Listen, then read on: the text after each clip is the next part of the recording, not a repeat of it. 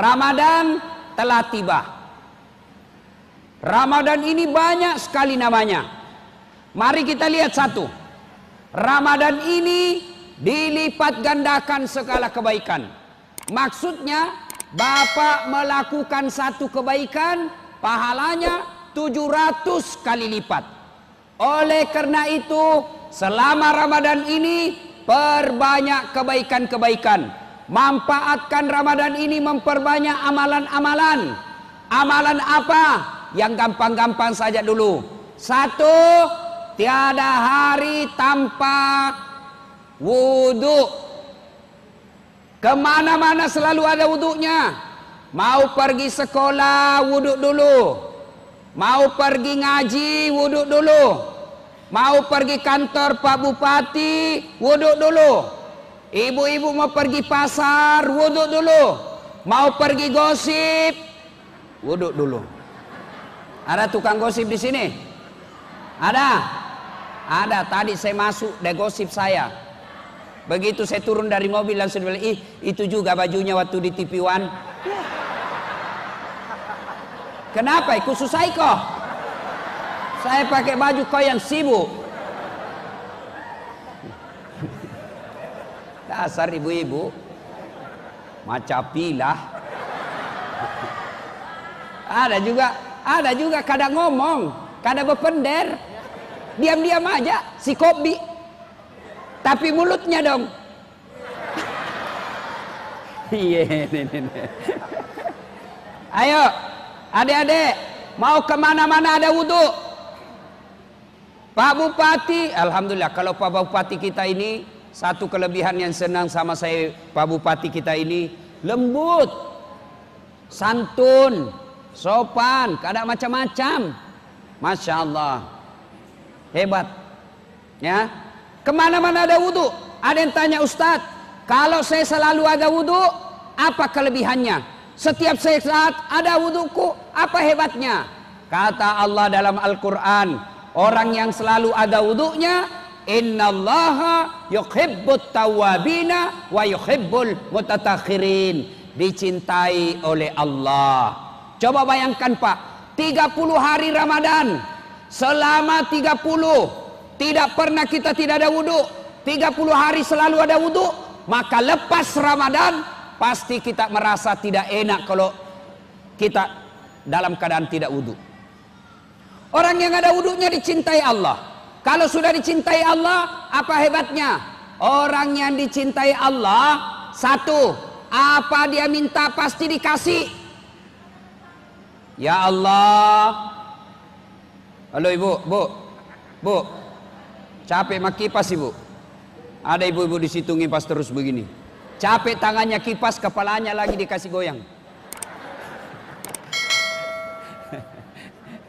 Ayo, orang yang selalu ada wudhunya dicintai Allah. Kalau sudah dicintai Allah, maka apa dia minta dikasih. Ya Allah, mudah-mudahan anakku lulus masuk perguruan tinggi negeri, dikabulkan. Ya Allah, mudah-mudahan bisnisku lancar, dikasih. Ya Allah, mudah-mudahan anakku jadi pegawai, dikabulkan. Kenapa? Sudah dicintai Allah. Kalau orang dicintai Allah, apa dia minta pasti dikasih. Contoh, ada anak muda, pacar baru, cewek mata duitan. Nah bilang ceweknya, Kak, betul kau sayang saya? Betul Dinda. Serius? Benar. Kata ceweknya, kalau abang betul sayang sama saya, belikan saya pulsa 200. Nggak ada duitnya sang cowok. Dia pikir, daripada saya diputuskan cintaku, lebih baik saya ngutang. Dia pergi ngutang sama temannya, pinjam duitmu 200, bulan depan ku bayar 400, yang penting saya tidak diputuskan cintaku. Begitu juga dengan Allah. Kalau Allah telah cinta kepada Bapak, Bapak minta di bulan Ramadan ini, Allah kasih. Ada bilang, kenapa yang saya minta tidak dikasih? Saya sudah wudhu, setiap saat saya wudhu, setiap Ramadan saya wudhu, setiap selesai tarawih saya minta. Kenapa tidak dikasih? Saya tidak terpilih jadi anggota DPR. Ada di sini caleg gagal? Ada? Ada? Jangan lihat-lihat orang bos, tidak enak perasaannya. Saya punya asosiasi di Makassar namanya Asosiasi Caleg Gagal. Capu duit ibaluk galungnya ikalaki. Bos, kalau bapak minta tidak dikasih, sangka baik. Saya sudah pasang baleho, sudah sosialisasi, sudah pasang bagi-bagi jilbab, tidak terpilih. Yakin bahwa bukan anggota DPR yang terbaik buat bapak. Saya tahun 2013 yang lalu di Makassar ikut pilwali Makassar, 10 pasang calon. Saya tidak terpilih. Bukan kalah ya, bukan kalah. Bukan kalah. Karena yang menang belum tentu dia kalah saya. Cuma yang menang lebih banyak suaranya. Ini namanya sangka baik. Saya tidak terpilih wali kota, saya tahu hikmahnya. Karena saya tidak terpilih wali kota, saya bisa selesaikan doktor saya. Saya bisa sekolah 2 tempat, 1 dalam negeri, 1 luar negeri. S3 bersamaan waktunya bisa selesai. Andai saja saya terpilih pilwali, mungkin saya tidak bisa jadi doktor. Saya jadi ustadz, karena saya tidak terpilih jadi wali kota, saya jadi ustadz. Alhamdulillah keliling kemana-mana. Saya pergi ceramah ke New York. Ibu-ibu tahu New York? Tahu New York? Tahu? Pagatan terus. Masya Allah. Saya pergi ceramah ke Turki, ke Belanda, ke Jepang, ke Filipina Selatan. Semua pergi keliling dunia. Maka kalau bapak tidak terpilih anggota DPR, jangan sangka buruk, sangka baik. Kenapa tidak terpilih anggota DPR? Allah tahu 2021 nanti di DPR ada penggerebekan, bapak terlibat korupsi, penjara 7 tahun. Allah tidak mau bapak di penjara, maka tidak lulus. Saya tamat SMA, daftar dokter. Saya mau jadi fakultas kedokteran. Saya ikut bimbingan tes. Saya sholat tahajud 40 malam berturut-turut. Ibu bapak saya doakan saya. Saya nasar puasa, kalau lulus 7 hari saya nasar puasa. Saya ikut bimbingan tes. Saya juara umum 2 di sekolah saya. Begitu pengumuman, tidak lulus. Temanku lulus, padahal nilainya tidak pernah lebih hebat dari saya. Saya tahu jawabannya karena saya lulus di Sospol. Saya lulus di Sospol, saya tahu jawabannya. Ketika saya pulang kuliah, terjadi tabrakan jalan perintis kemerdekaan. Saya turun tolong dia, berceceran darah di aspal. Dia yang tabrakan, saya yang pingsan. Ternyata saya tidak bisa lihat darah. Sampai sekarang Pak, biar itu di YouTube, kalau saya lihat orang berkelahi, batikam, weh kayak mau pingsan saya. Ternyata saya sampai sekarang tidak bisa lihat darah. Seolah-olah Allah ingin berkata kepada saya, hei Das'ad, bagaimana kau jadi dokter? Nah kau tidak bisa lihat darah, cilaka. Ayo, maka para caleg yang tidak terpilih, jangan berkecil hati, jangan kecewa. Bapak-bapak juga yang sudah dikasih jilbab dan tidak dia pilih itu orang, sesak kok nanti kalau mati. Di blender kok. Mau janji orang baru mau bohongi. Hati-hati yang makan serangan fajar. Banyak pasti di sini. Datang orang dia bilang siaga duina. Bos, dengar. Dengar. Selesai perang Badar. Perang Badar bersama Nabi membela agama Allah. Ada yang meninggal sahabat 1. Meninggal. Seluruh sahabat berkata, ahlul jannah. Ini orang mati masuk surga. Kata Nabi, tidak. Dia masuk neraka ini orang. Masuk neraka. Sahabat heran. Kenapa bisa ya Rasul? Dia membela agama Allah. Berperang bersama Nabi. Kenapa dia masuk neraka? Kata Nabi, periksa kantongnya.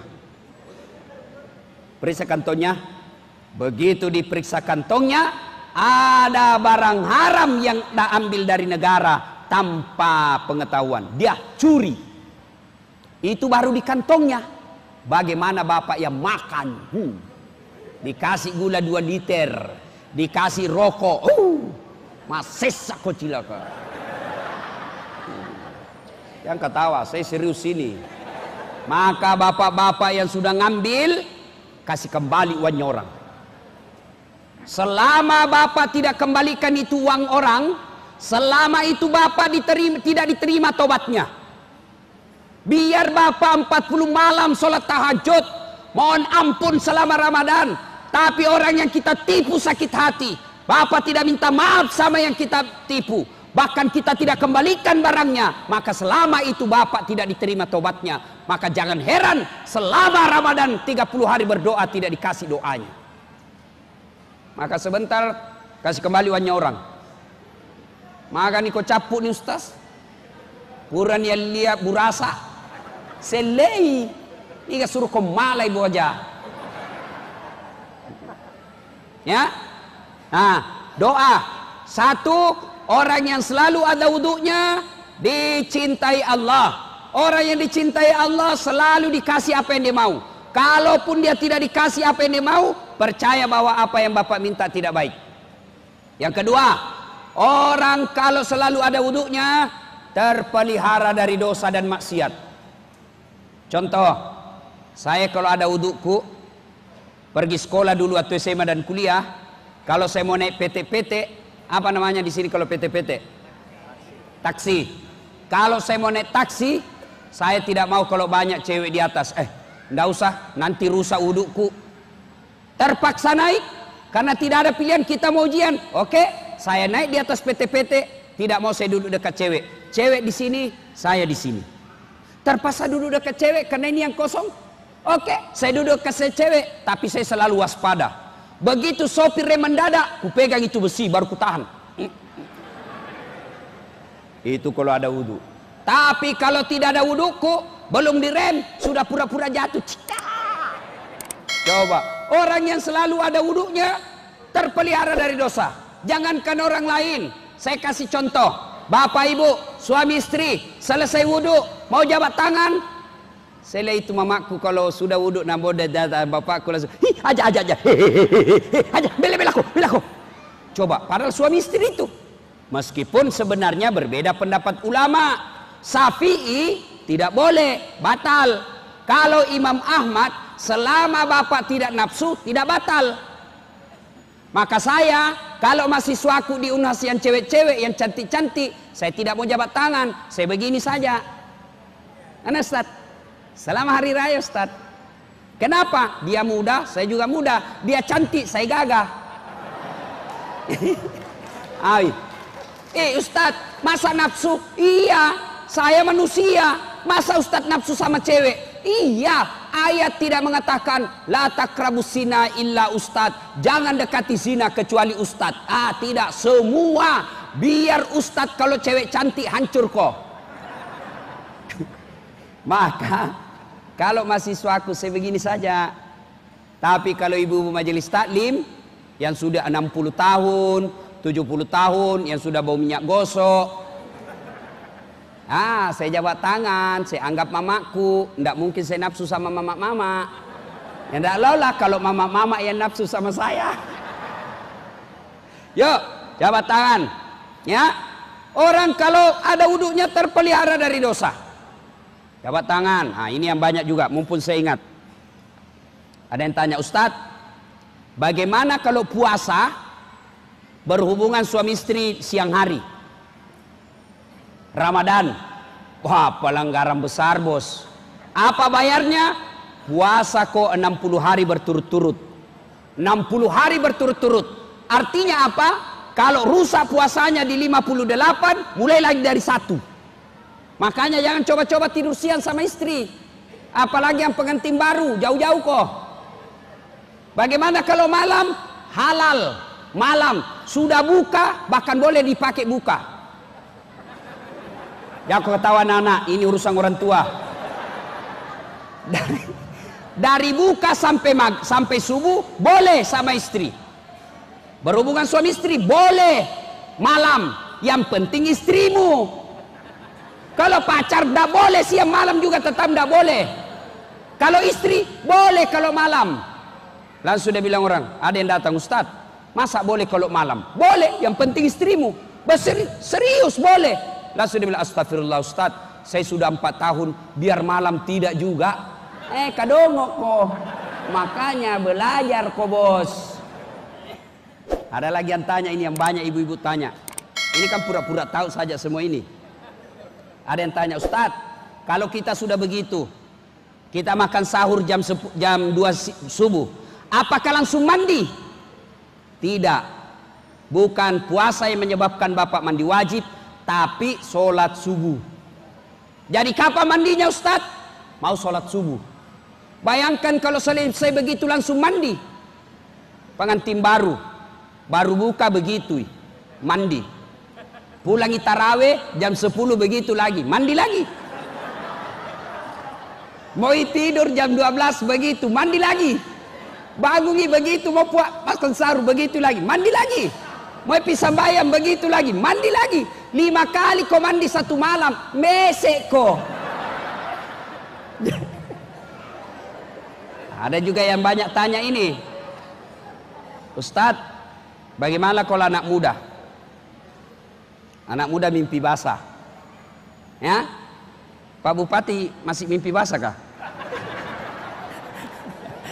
Ini biasanya anak muda. Ya? Kalau mimpi basah di siang hari Ustadz, misalnya, ya misal pulang sekolah jam 1, sudah sholat duhur, dia tadarus setengah jam, ngantuk tidur, dikasih hadiah oleh Allah. Hadiahnya apa? Mimpi basah. Jam 2 siang mimpi basah. Sah tidak puasanya? Sah. Dengan catatan, begitu bangun langsung mandi. Begitu bangun langsung mandi. Sah. Kalau mimpi basah, mimpi. Kalau kau kreatif sendiri, batal. Ya, ini kan banyak yang tanya. Ada lagi yang tanya, Ustadz, bagaimana menelan ludah? Ini biasa anak-anak kecil kasihan yang boleh puasa. Bagaimana menelan ludah? Boleh kau telan ludahmu, yang penting ludahmu keluar masuk. Boleh, yang penting tidak keluar dari mulutmu. Boleh kalau ludahmu, yang penting juga jangan kau tambah itu ludahmu. Ambil air.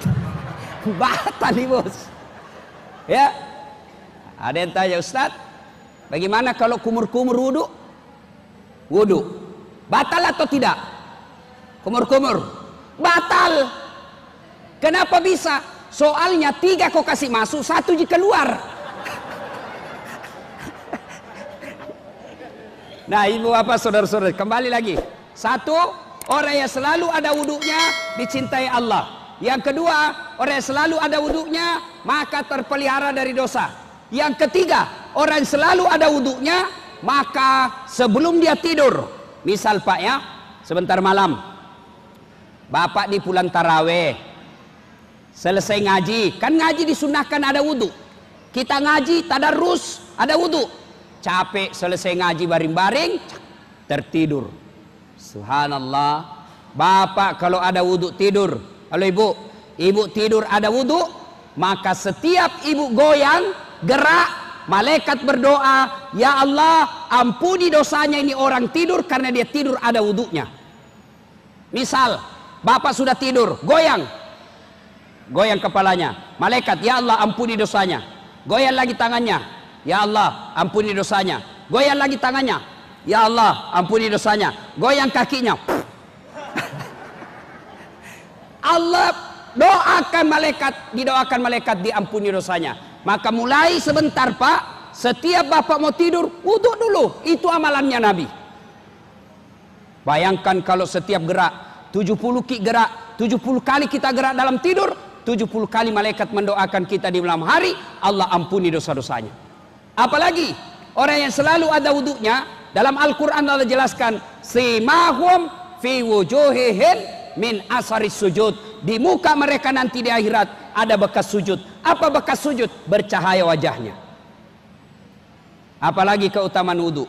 Orang yang selalu ada wudhunya, insya Allah menyenangkan hati ketika dipandang wajahnya. Biasa mungkin kita lihat toh, itu Ustaz Das'ad tidak gagah, jelek, pesek, enggak juga putih, tapi senang kita foto sama dia. Senang kita lihat mukanya. Kenapa? Bisa jadi karena ada nur ilahi di wajahnya. Maka ibu-ibu, halo ibu, bu, mau enggak menyenangkan hati supaya suami senang lihat ibu? Mau? Mau ibu? Kalau ibu mau, tidak usah make up. Ada juga itu perempuan dikira tembok mukanya, coklat, biru, abu-abu, krem. Ada semua mi, nak kira tembok, gencung. Malah itu alisnya nak kasih lebih lagi sedikit.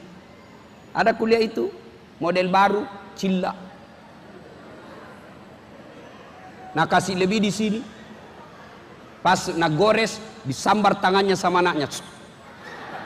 Malam pesi wali. Nabi bilang, ambilkan air. Lari anaknya. Malas si jalan, airnya nak kasih keluar saja lidahnya.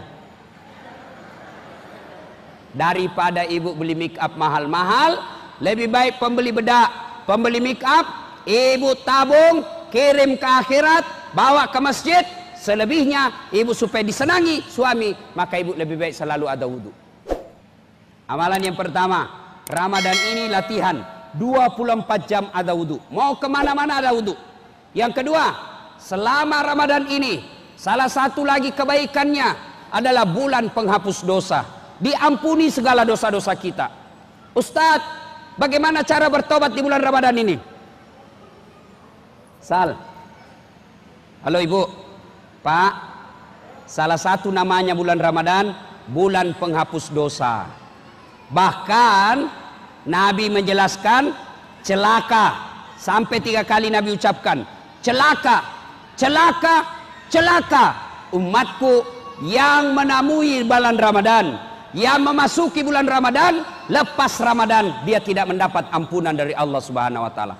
Macila kaki pak, kotuo ki malampe sunga, umur panjang, masuk Ramadan lalu tidak mendapat ampunan dari Allah. Itu karena celaka kalian. Maka sekarang bagaimana supaya diampuni Allah? Bagaimana caranya supaya diampuni Allah? Satu, supaya diampuni Allah bulan Ramadan ini, banyak-banyak istighfar. Nashhadu Allah ilaha illallah wa nastaghfirullah nas'aluka ridaka wal jannah wa na'udzubika min sakhatika wan nar. Kapan bagus dibaca Ustaz? Kapan saja. Bapak-bapak duduk istighfar, ibu-ibu duduk nunggu pembeli di toko, nunggu pembeli di warung kita, sambil menunggu istighfar. Asyhadu alla ilaha illallah.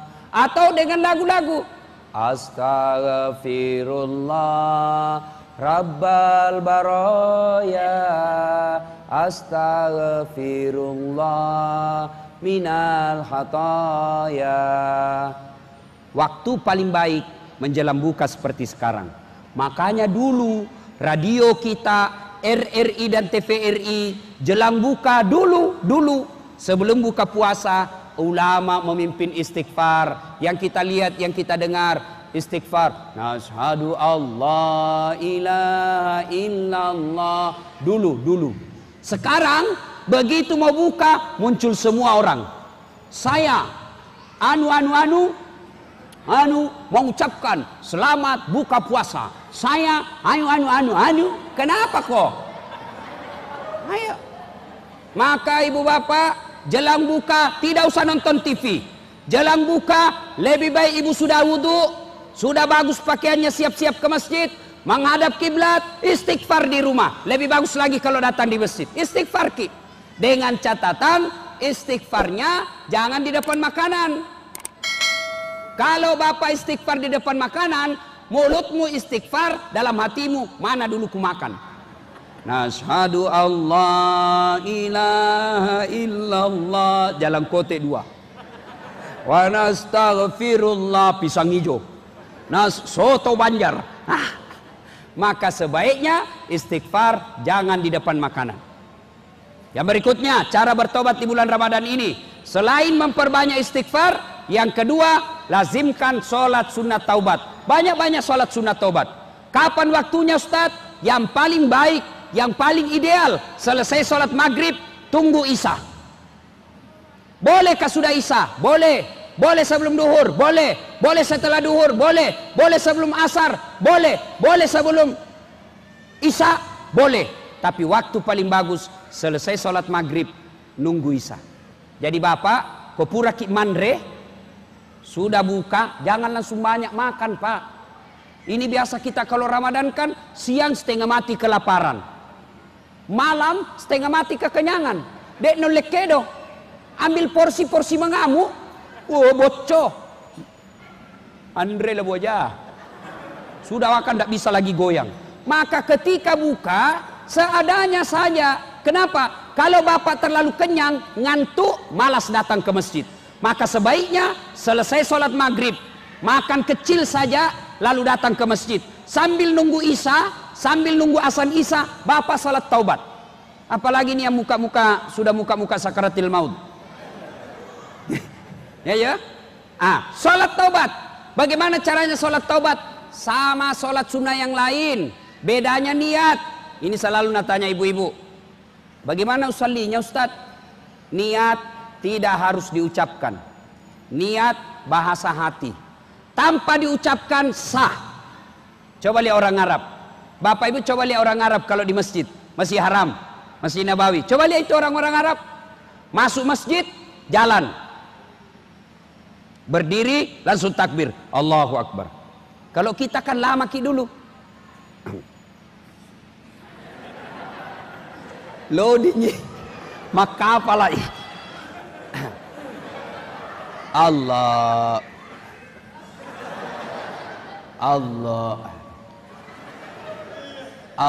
Langsung duduk. Saya tanya, kenapa tidak jadi sholat dek? Ku lupa usallinya Ustaz. Tidak harus diucapkan. Kalau mau diucapkan juga bagus. Contoh, usalli sunnatal taubat rakaataini lillahi ta'ala. Saya niat sholat sunnat taubat 2 rakaat. Sunnah hukumnya bagi saya lillahi ta'ala. Bahasa Indonesia, bahasa Bugis, wakatai masampajan sunnat taubat 2 rakaat. Sunnah ireseseku nasabah Allah ta'ala. Allahu Akbar. Bahasa Banjar, kadakawa. Coba, sudah ya? Itu pun susah dihafal. Ambil cara gampang. Bagaimana cara gampangnya? Berdiri tegak, menghadap kiblat, baru bilang maki begini bu. Tuhan, semain sunat tobat ya. Allah. Jangan ketawa Ji, serius saya. Boleh. Sudah itu, rakaat kedua ulang lagi. Tuhan, masih seperti yang tadi. Allah. Berapa rakaat Ustaz? 2 rakaat sampai 6. Artinya 2 bagus, 4 lebih bagus, 6 lebih utama. Apa bacanya? Sama sholat sunnah yang lain. Selesai takbir, Allahu Akbar. Nah, meletakkan tangan ini macam-macam. Allahu Akbar, Ahlus Sunnah wal Jamaah, antara dada dengan pusat. Allahu Akbar di atas dada. Allahu Akbar di bawah pusat. Allahu Akbar lurus. Mana yang cocok? Cocok semua. Silakan kau pakai mana yang kau mau. Mana yang salah? Kalau kau pakai semuanya. Allahu Akbar. Salah. Ya. Sudah takbir? Allahu Akbar. Macam-macam orang takbir. Ada yang begini, Allahu Akbar. Ada yang begini, Allahu Akbar. Ada juga yang begini saja kulihat kayak orang capek.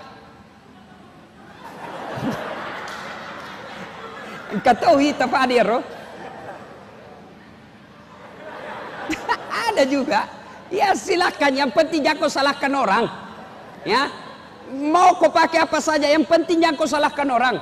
Ada juga yang lebih hebat, Allah. Ada juga begitu. Ada juga. Ya. Ada juga saya lihat begini, Allah. Saya tanya, apa itu? Dia bilang, satu Allah. Oh iya. Apa dalilnya? Dia bilang, nenekku ajar kak. Nenekmu pun Allah Ta'ala. Ya, macam-macam. Silakan, tapi jangan kau salahkan orang. Sudah takbir, Allahu Akbar. Baca doa iftitah, Allahu Akbar kabira dan seterusnya. Kalau tidak hafal, langsung Al-Fatihah. Sudah baca Al-Fatihah, baca surah pendek. Surah pendek apa saja, terserah yang hafal dan yang pasti. Jangan dibaca yang susah. Seperti Wattini. Nah, itu biasa aku sambung Walasri. Wattini pertama, Walasri terakhir. Atau Al-Kafirun. Ah, ini juga susah biasa. Tidak mau sampai. Apalagi kalau baru kau tobat. Itu di ayat nu hafal. Lebih kau diam. Wala antum abiduna ma'abud wala ana abidum ma'abadtum wala antum abiduna ma'abud wala ana abidum wala ana abidum ma'abadtum wala antum. Coba. Ya, sudah baca Al-Fatihah, waladdallin, amin. Minimal satu ayat. Satu ayat, bukan satu surah. Bismillahirrahmanirrahim. Alif Lam Mim. Allahu Akbar. Boleh, sah. Pun tidak ada surah pendek dihafal, waladdallin, amin. Allahu Akbar. Sah. Sudah satu rakaat naik. Rakaat kedua sama lagi. Kapan tobatnya? Sujud terakhir. Ya, misalnya tobat sujud terakhir. Ya Allah. Contoh. Sujud terakhir. Ya Allah, saya hilap tadi di kantor ya Allah. Pegang tangannya sekretarisku. Nah, pegang nggak juga Tuhan. Jadi baku pegang-peganglah kami. Ya Allah, maafkan saya. Saya hilap, tak lupa kapuang.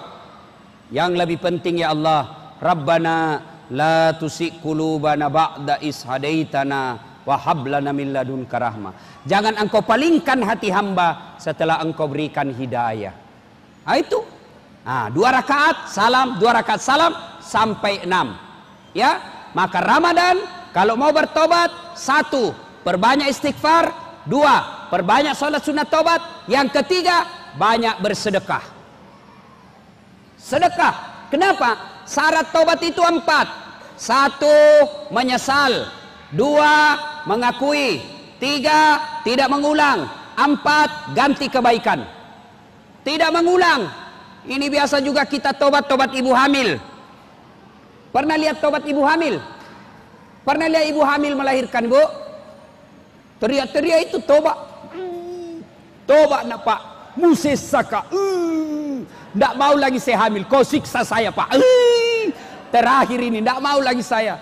5 bulan kemudian hamil lagi. Nah, jangan tobat seperti itu.